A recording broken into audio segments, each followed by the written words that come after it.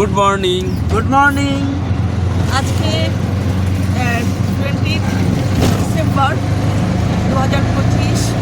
আজকে আমরা ঔরঙ্গাবাদের local site সিনের উদ্দেশ্যে বেরিয়েছি। আজকে আর সেই গাড়ি নেই, আজকে আমরা অটো করে আমরা এই লোকাল সাইট সিনগুলো করবো এবং অবশ্যই সাথে করে আপনাদেরকে নিয়ে আজকে আমরা ট্রেনটাকে সফল করব। চলুন দেখা যাক।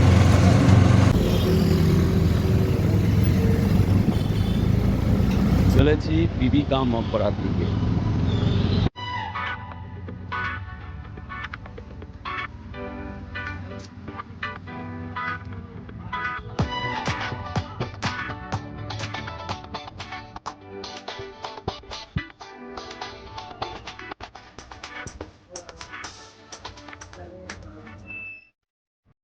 আমাদের প্রথম গন্তব্য আজকে বিবিকা মকবরা। বিবিকা মকবরার সামনে আমরা চলেই এসেছি। চলুন আমরা প্রবেশ করব। এই যে দেখা যাচ্ছে গেট, এটা আমরা চলেছি বিবিকা মকবরা গেটের দিকে। এই যে সামনে হচ্ছে গেট। টিকিট হচ্ছে 25 টাকা করে বড়দের, আর 15 বছরের নিচে যারা তাদের টিকিট ফ্রি। এই আমরা প্রবেশ করব এই যে উপর থেকে।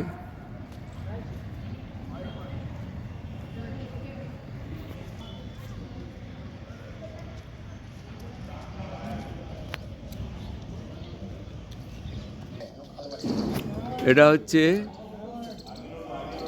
বিবিকা মকবরা, মিনি তাজমহল বলা হয় ঔরঙ্গাবাদের।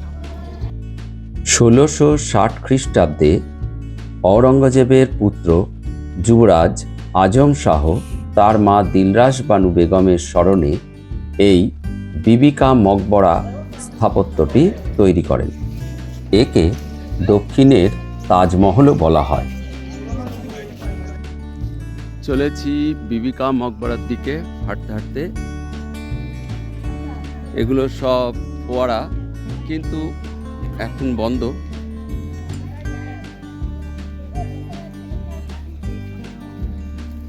তাজমহলের মতন অত সুন্দর না হলেও এ বেশ যথেষ্ট সুন্দর এবং দেখার মতন স্থাপত্য। এই স্থাপত্যের প্রকৌশলী অর্থাৎ ইঞ্জিনিয়ার ছিলেন হংসপত রায় ও প্রধান স্থপতি ছিলেন আতাউল্লাহ। এই আতাউল্লাহ, যিনি তাজমহলের প্রধান স্থপতি ওস্তাদ আহমদ লাহোরীর পুত্র ছিলেন। পুরো মার্বেলের তৈরি এই স্থাপত্যের মার্বেল পাথর এসেছিল জয়পুর থেকে।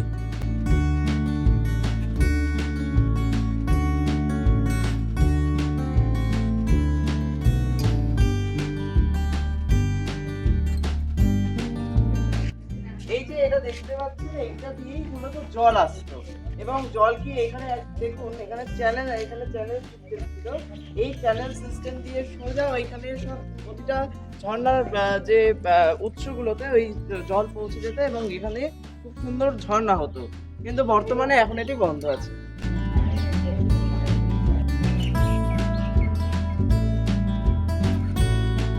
এবার আমরা এই সিঁড়ি দিয়ে প্রবেশ করছি।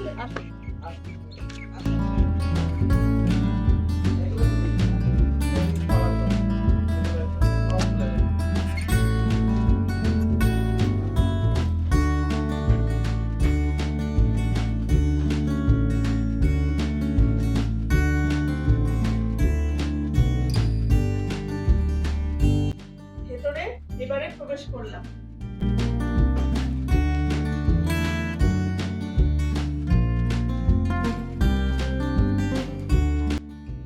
এটি বর্গাকার উঁচু ভিতের উপর অবস্থিত, যার চার কোণায় 4টি মিনার আছে।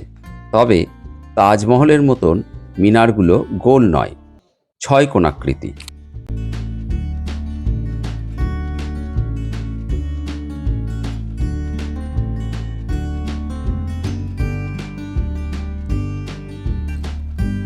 তাজমহল অষ্টভুজাকৃতি, কিন্তু এই বিবিকা মকবরা চতুর্ভুজাকৃতি এবং এর কারুকার্য তাজমহলের থেকে কোনো অংশে কিন্তু কম নয়।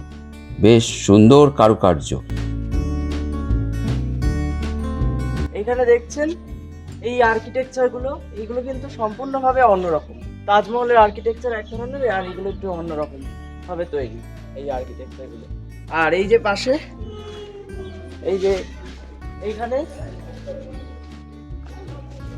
এখানে তাজমহলে বিভিন্ন ধরনের লেখালেখি আছে এই পুরো এই জায়গাটা জুড়ে। কিন্তু এইখানে কিন্তু এটা একদমই কিন্তু এখানে কোনো রকম লেখার পত্র নেই। রাবিয়া তো রানী বিবিকা মাকবারা।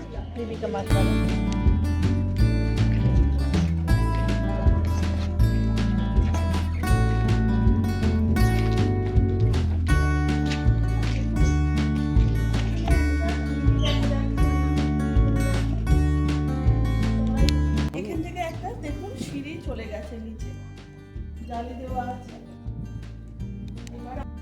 প্রবেশ করতে চলেছি বিবিকা মকবরার একদম ভেতরে।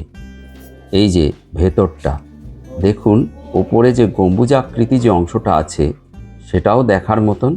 চারিদিকের দেয়াল সেগুলোও খুব সুন্দর কারুকার্য করা, সত্যি অপূর্ব নিদর্শন।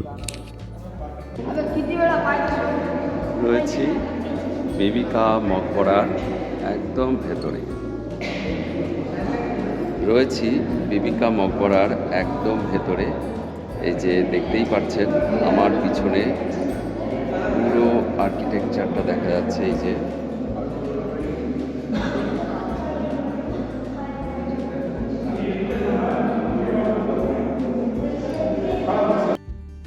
এই সেই সুলতান ঔরঙ্গজেবের পত্নী দিলরাস বানু বেগমের সমাধি, যার মরণোত্তর নাম রাবিয়া উল দুররানি।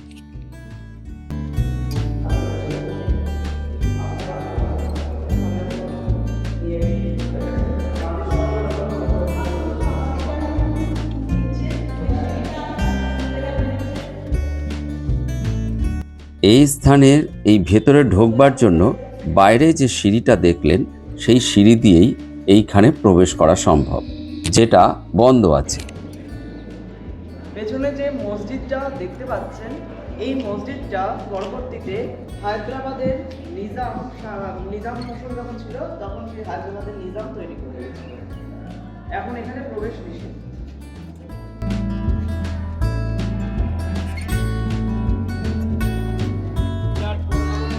এটা বিবিকা মাকবারার পিছন দিকটা।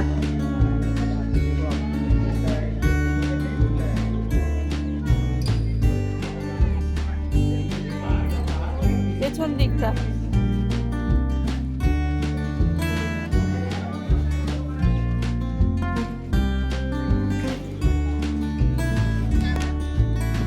আমরা মিনারগুলো স্পর্শ করে করে দেখছি।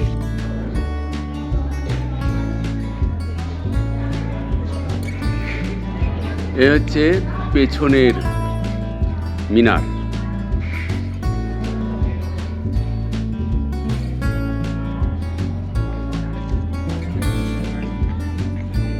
এটা হচ্ছে পিছন দিক থেকে।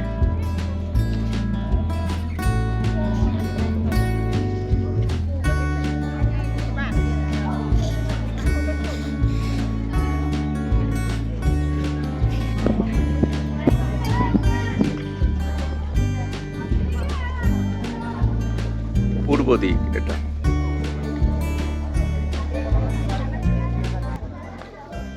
জানা যায় দিলরাস বানু বেগমের পঞ্চম সন্তান ভূমিষ্ঠ হওয়ার 1 মাসের মধ্যেই তার ইনফেকশনজনিত জ্বর হয় এবং তাতেই তার মৃত্যু হয়।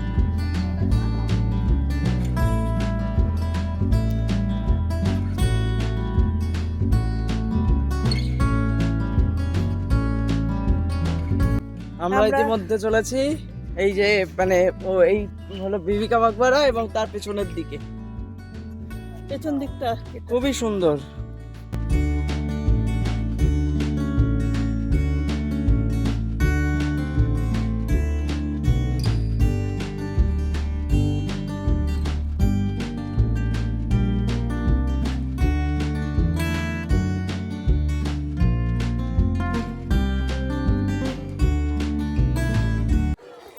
এই যে বাচ্চারা প্রবেশ করছে, আমরা এবার বেরিয়ে যাচ্ছি।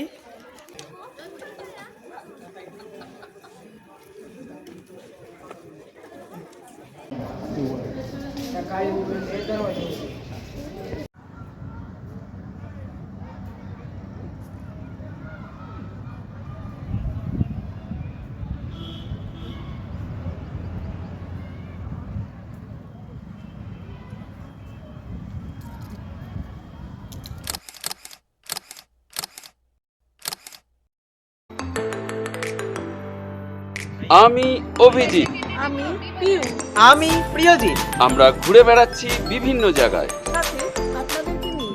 আর সেই সমস্ত ভিডিও করে আমরা এই চ্যানেলে দিচ্ছি।